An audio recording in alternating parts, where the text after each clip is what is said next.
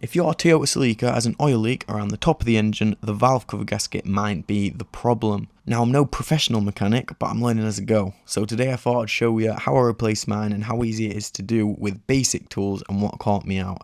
So if you're thinking about starting to work on your own car or you're trying to save a bit of money, it's worth the watch. You need a pick or just something that can get it out. I've just used a pry tool. You need your screwdriver, some brake cleaner, a torque wrench, and then a socket set and a microfiber cloth, but I've lost mine, so I need to go get one. Right, so let's get started then. Need a 10mm to remove the ram. Just need it. Luckily it's rolled under. And you're probably wondering why I'm using a long one. And it's because I've lost two 10mm now. So I'm just going to put them up there.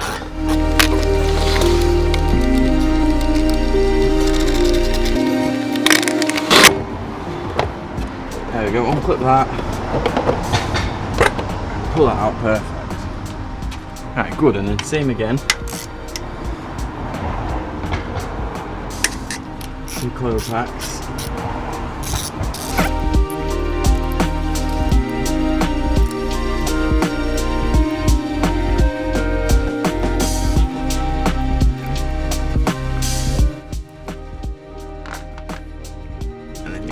All the coil packs like that. This is the perfect time to inspect oil. What the oil is looking like on them. There's a little tiny bit on this one, but it's nothing to be concerned about. Right, and then you pop them to the side, make sure, or I've been told to make sure they're in order, but I have no idea whether that's like a massive thing or not, but I just did it just in case. I'll take that out. That's got a decent amount of oil on. That's full. Right, it's looking like I need to take that and that off, which both look to be another 10mm.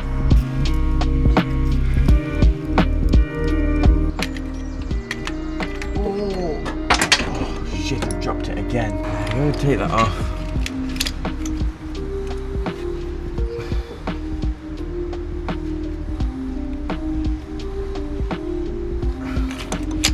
Right, but you can't move that off yet because you've got your PCV down here, so you have to take a clip off to get the hose off.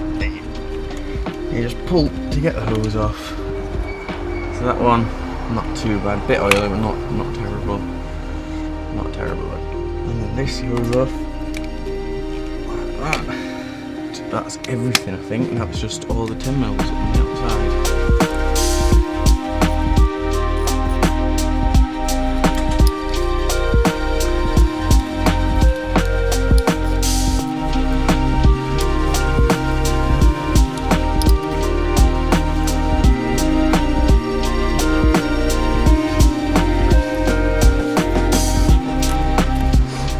Should be all of them now. Oh, that one, that one, that one, that one. Three at the back. Two in the middle. And I'll just give it a wiggle. It should come out like this.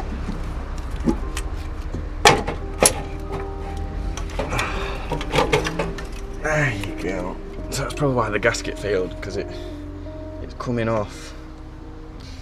There you go. So I don't know if you can see that, but to me that looks like a very healthy engine.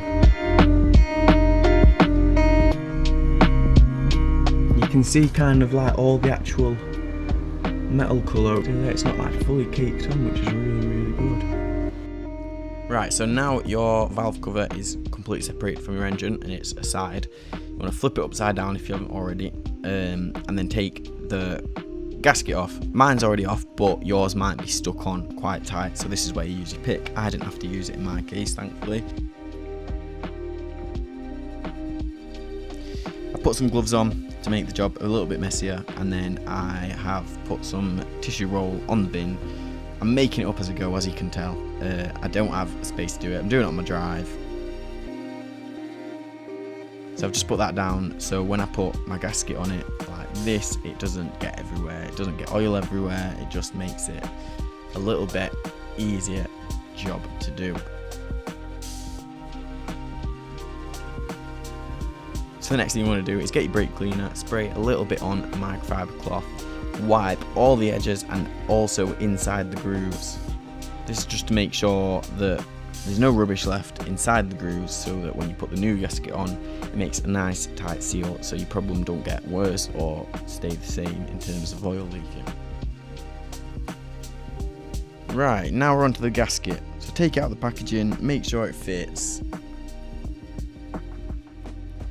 And when you go to put it on, I put the tube seal things on first. I have no idea if this is the proper way of doing it. It just seemed like the easier way to me, so it didn't get all messy inside and whatnot. So I've slipped them in, make sure they're in tight, and then I've put the outer gasket in, pushed it in, made sure everything were in nice and tight.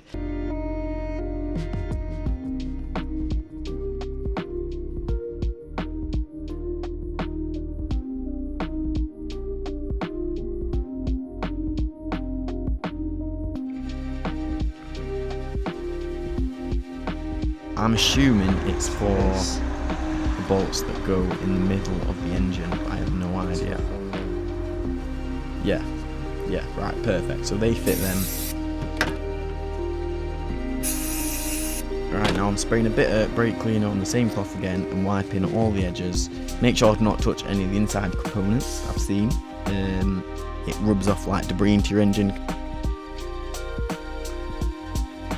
Wipe around all the edges, then you need to get your RTV. I've made a bit of a mess with this one. Just poked it with my screwdriver. Didn't think much of it. And then obviously I'm covering my head here, but you need to put it on the little creases next to the chain. I had no idea what that meant or where to put it, but if the second you take it off, it'll make sense. You can see the little overlaps of where the metal is obviously joined.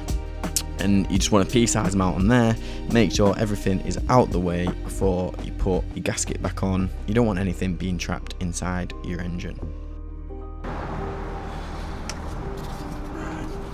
Ready?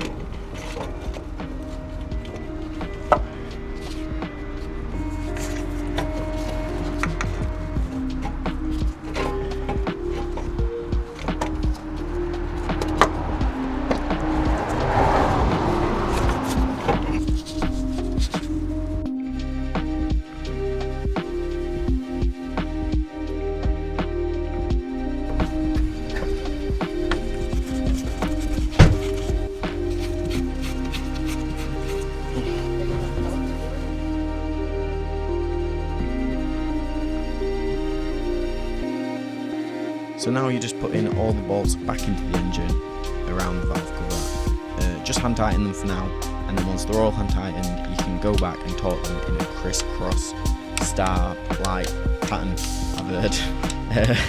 So just, yeah. Right. Then you put these back in order, like so. Clean the oil off them. Pop them back in. And we've got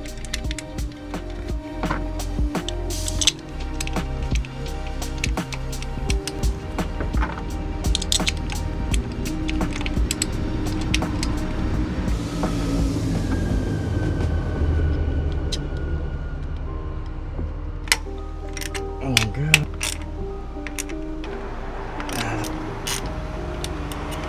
And then you just slowly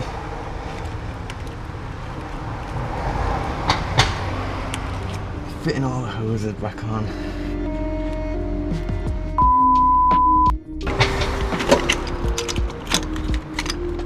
Perfect. That one is for the extension. Perfect. So, perfect. I'm just gonna check PCV really quick.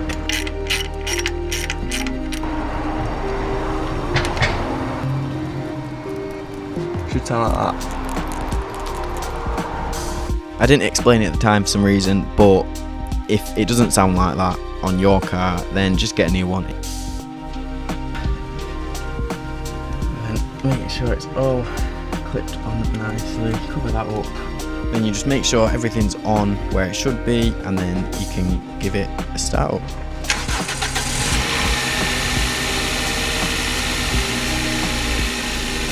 Once your engine's all warmed up and you definitely know it's not leaking, take it out for a little drive. Make sure it's obviously not leaking again once you've driven it a bit harder, and then you're all set to go. So thank you very much for watching.